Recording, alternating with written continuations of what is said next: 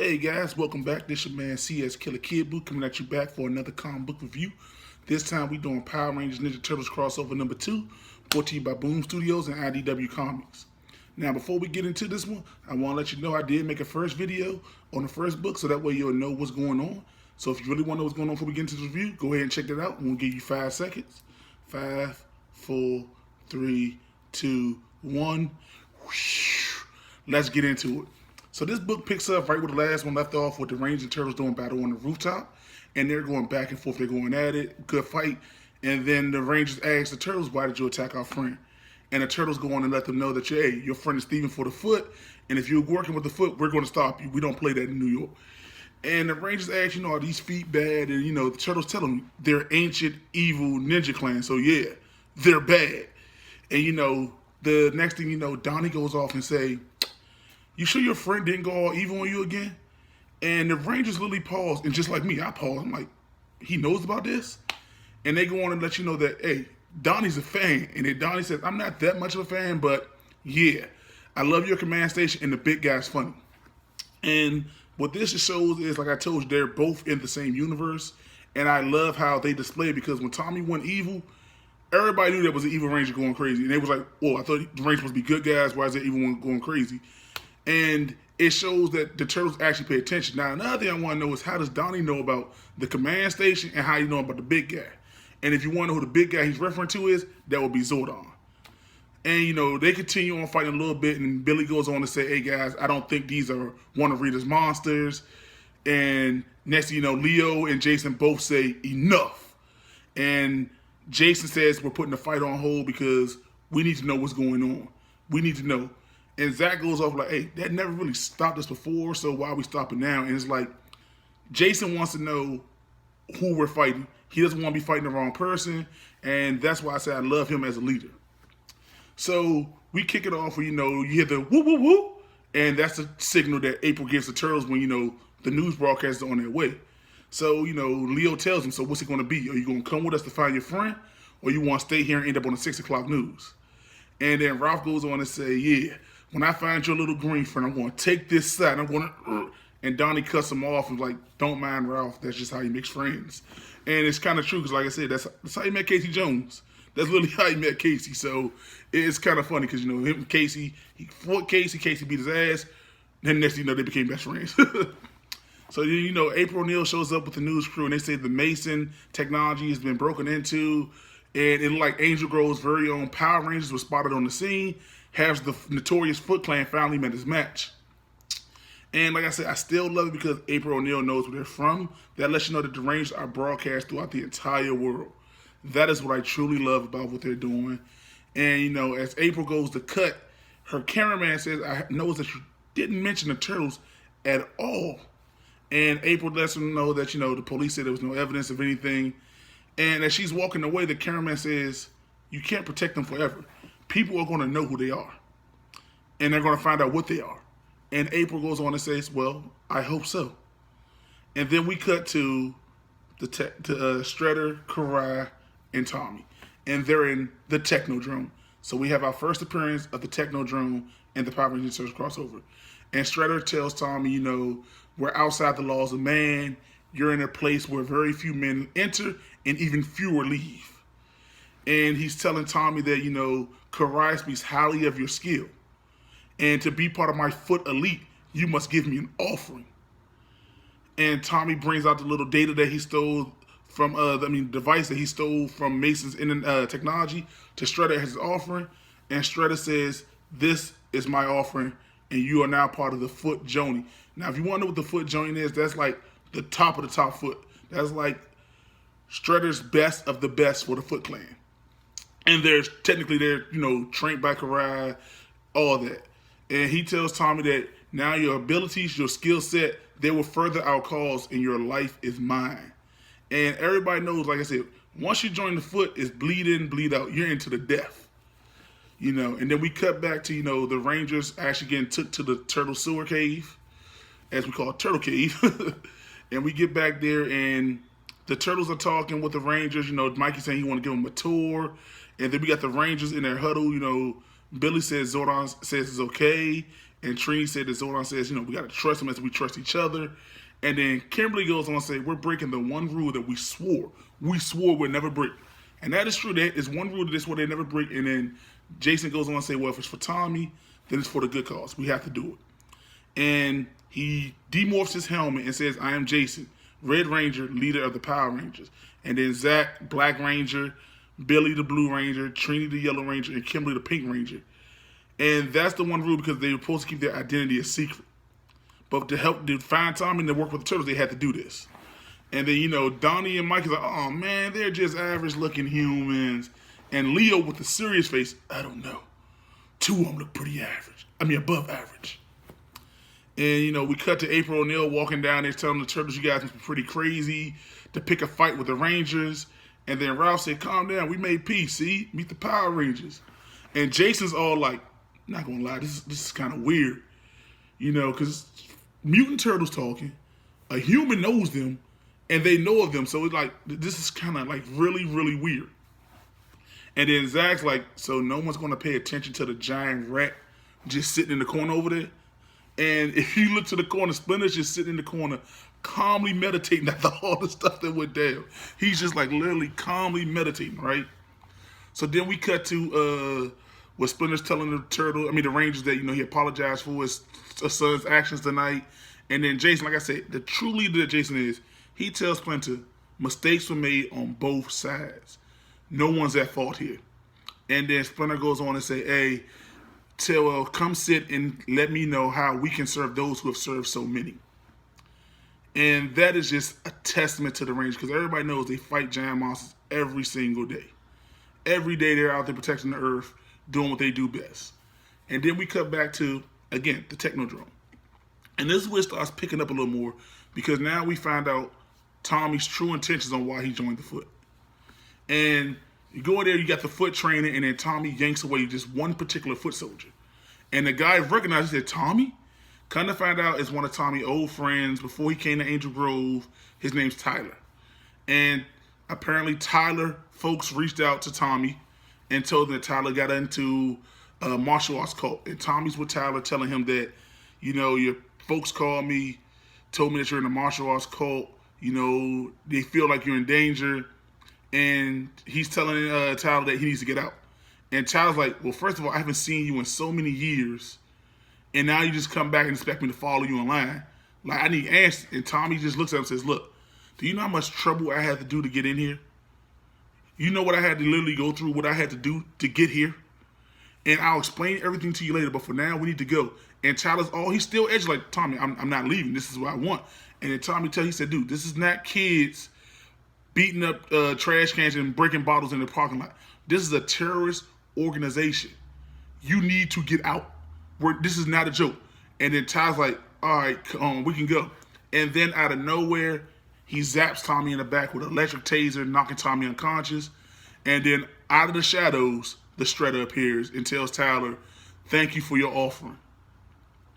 Letting you know that Shredder was one step ahead of Tommy the entire time. Because if you go back to the first issue, when they was on the battle on the rooftop, Shredder already knew when Tommy came to join the Foot. He already knew Tommy was a Ranger. He knew everything about it. So that lets you know that while Tommy thought he had the upper hand against Shredder, Shredder was playing him from the get-go. And then we cut back to with the Rangers and the Turtles again. And this time it's one of my favorite scenes because we have Billy and Donnie talking in the Turtle Cave. And Donnie tells Billy, hey, did you see my robot? I built him. His name is Metalhead. I built him from all the stuff I found in the sewers. And Billy, he's over there working on the communicators and stuff. And he's like, yeah, that's cool. We got one back in our world too. And then Donnie asks Billy what he's working on. And Billy just telling him, he's trying to get the morphing grid and working on it to tap into the morphing grid so that way they could track Tommy's morpher because he hasn't morphed yet. Besides the one time they did on the rooftop in the first issue. And then Donnie goes over there, he starts talking to him. He's like, you see my miniature array? It can make things big or small. And he said, I made it myself. And Donnie, like I said, you guys see how his face looks. He just looks so cocky, like Billy's infuriated him. And it's just so funny. And then he tells Billy that, that he got the balloon blimp with missiles. He got rocket power skateboards. And then Billy just stops like, rocket power skateboards, interesting. And he tells Donnie that he's ever in Angel Grove, he can really use help working on the Megazords. And Donnie put the most geeked out face on and was just totally hyped. Like literally, totally hyped and said, "Yo, let me ride the dinosaurs." And I really want to see the Turtles in Angel Grove now. I really want to see how that would play out. I really want to see how it would work. But one step at a time. One step at a time. And then we cut to Kimberly with April O'Neil walking in Channel 6 headquarters where April's taking her to her office, letting her use her computer to look up any leads that they could find to try to help find Tommy. And, you know, April told her, if anybody asks, let them know you're my intern.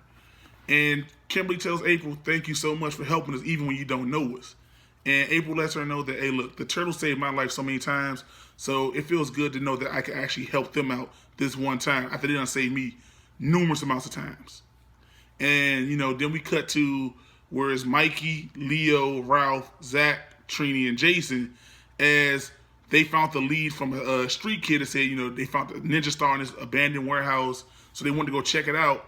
And kind of find out that's where Karai is with some foot soldiers doing some training. So they ambush, and then the fight scene takes place. And, you know, you see Trini and Ralph fighting off the foot soldiers. And Trini said, wow, you guys do this every day? And Ralph said, you know, this is just a warm-up. You know, sometimes we fight stone warriors from another dimension. You know, the Rat King trying to take over the entire city with an army of rats. And he said, what? You guys thought you were the only one saving the world? We do it. It's just that no one recognizes us. And when we do, when they see us, they either run away scared. And that's just what I told you guys in the first issue. When I was doing the first review, I told you guys, I said, if they're in the same universe, the Rangers are not going to know the Turtles, but the Turtles are going to know the Rangers because the Rangers do stuff on a much higher scale. Whereas the Turtles are just making sure New York and whatever happens to New York, even if it's a world-threatening event, no one's going to know that they did it because they have to stick to the shadows because people are not ready for what they are. And Splinter has said that on numerous occasions. And then we cut to Mikey and Zach as they fighting foot soldiers, talking about pizza. And then Zach was like, yeah, I'll take pepperoni sausage and all the pineapples I can have.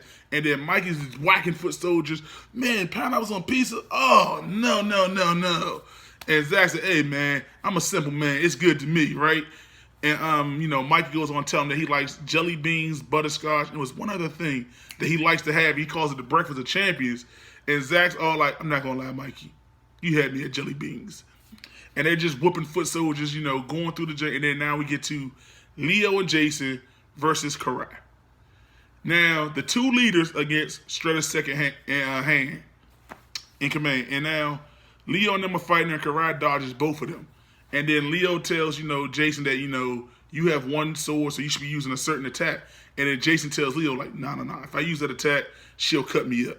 And then Leo goes off like I said, I like how the Turtles are like, you know, being actually cocky to it. And Leo said, nah, not for me. One hit is all I need. And then Trini takes this little dumbbell weight that, you know, you do like this with and threw it at Karai's head. And she said, guys, just hit on the head. Don't overthink it. Do not overthink it. And, you know, they tie up Karai. They ask Karai, you know, where's our friend?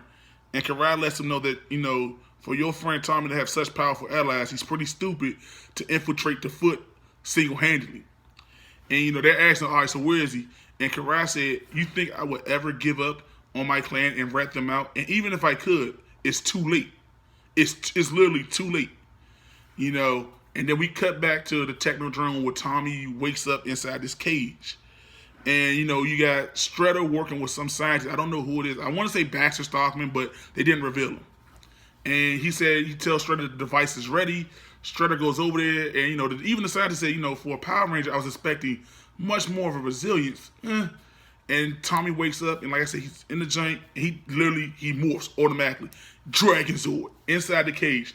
And he tells Shredder, come on, let's see if I can dent that metal can on your head up. And Shredder walks to the device, and he said, you know, in my time in a Dimension X, I was told about the Power Rangers. He has friends, you know, that already encountered them. And that is some serious stuff. You know, like I said, this is why I said Shredder is a step ahead because he knows about them already. And then Tommy lets him know, like, well, if your friends told us about it, they would have told you that it's a big mistake to pick a fight with us. So come on, open this gate up. And then Shredder, you know, gets the device and tells Tommy maybe another time and blasts this device literally at Tommy. And what it does is it's taking the Green Ranger, the Dragon power, away from Tommy again. Yeah, so yeah, now we know that Tommy has lost his powers twice. And it's draining him, and now this is where the comic literally hits its high note for me. This is where it literally picks up. We cut to the moon, and everybody know now that we're on the moon, this is Rita.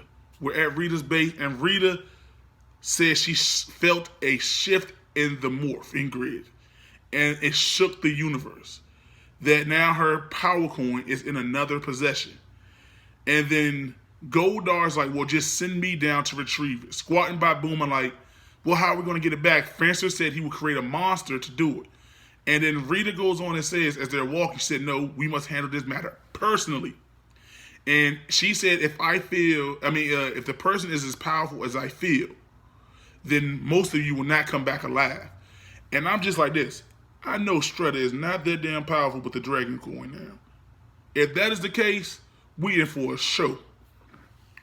So, Rita walks through this dimension, and, the dimension barrier that she's about to cross to go to see where the Dragon Coin is at. And within there is none other than Bebop and Rocksteady. We finally have Bebop and Rocksteady in the comics now. That's something I was also waiting on, too, and they brought them out in this one.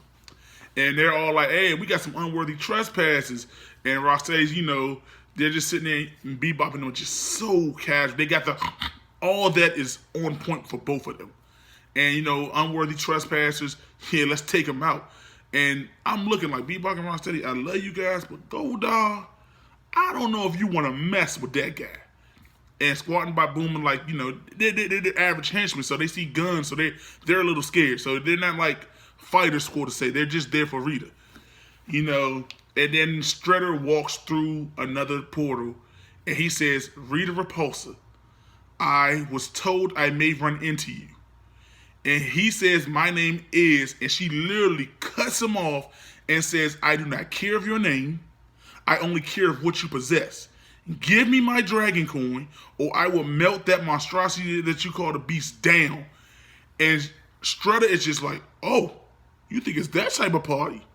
So, he backs off in this little shadowy dark figure, and literally, the highlight of the comic, 10 out of 10 for me, Dragon Zord. Strutter morphs into the Strutter Dragon Ranger. That's what I'm going to call it. The Strutter Dragon Ranger. And the outfit that they gave Strutter, it looks so amazing. He has the little helmet with the little Dragon Zord eyes on it, the little teeth around the side of it. He got the little purple sash, a cape. He has a little the vest with little spikes poking out of it. He has the little spikes. All that, it just looks fantastic. Literally fantastic. And he tells her, my name is the Strutter. And if you want this power coin, by all means, you're welcome to come and try and take it. And that's where the comic ends. And it leaves us on the journey to let us know that in the next issue, we're going to get villains versus villains. And I am stoked to see what is going to happen. I am stoked to see how this is going to play out. I am stoked to see how this is going to go down, because Strutter, we all know Strutter is a hell of a fighter. A combatable fighter. Probably even better than the Rangers. I'm going to go that far. He's probably better than Jason and Tommy as fighters. And to see him now with a morpher, a Ranger form, him and Goldar, just let them fight. Just please, Rita, just step back. Let Goldar have his chance. Whoo! And that's how the comic ends. We get the next issue next month. And I'm just so ready for it. Like I said, so far, I'm loving what they're doing with this. The pacing is a little fast, but what you expect is a 5-part series, but all in all, it's still entertaining, it's still good, it's still fun, it's still right where it needs to be.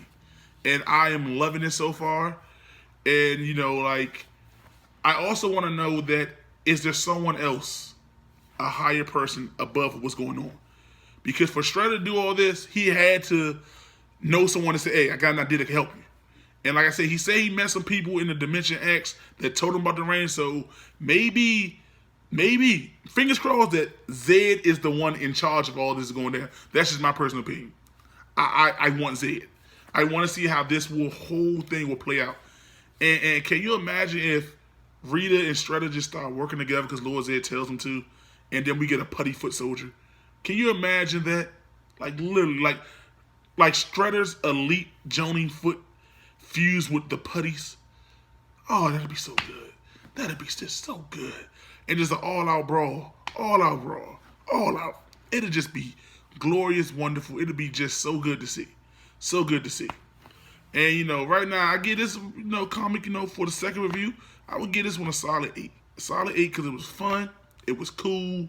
We had some fights, but the kicker of it all, if I had to just rate it on a standalone scene, it would be Shredder morphing into a Shredder Ranger. You know what I'm saying? Shredder Dragon Ranger, as I would call it. It just looks so badass. Now, I don't know if he's going to have the Dragon Flute with it. I hope he do, because then he gets to control the Dragon Zord and to see Shredder and the Dragon Zord. That would be so, so, so good. So good. So, like I said, I give it an 8. It's like I said, the series is good so far, and I can't say it enough that it's the best of both worlds. Your childhood, Turtles and Rangers, we all wanted it, and like I said, we're getting it, and IDW and Boom Studios, to me, so far, are doing a fantastic job with this story. And if we keep it going, who knows, we may even get an animated movie out of it, like Batman and Turtles did. So if it keeps doing good, and and fans like me, and the guys I'm letting you all know, if you check it out, we get an animated movie. I've been dying to see Power Rangers in an animated movie. Like, for as long as I remember, I want Power Rangers to be that staple that it was a while ago. I really want that. And the Turtles, they're both going back into that, what they once was. And that's how it has to be for me. And like I said, I'm going about to end this video. So if you like what you see here, like I said, please like the video. Comment down below if you want to talk with me about it. You can also find me on social media at Instagram at ConSquad16 and Twitter ConSquad16. And like I said, till next time, guys, Morphin' Turtle time.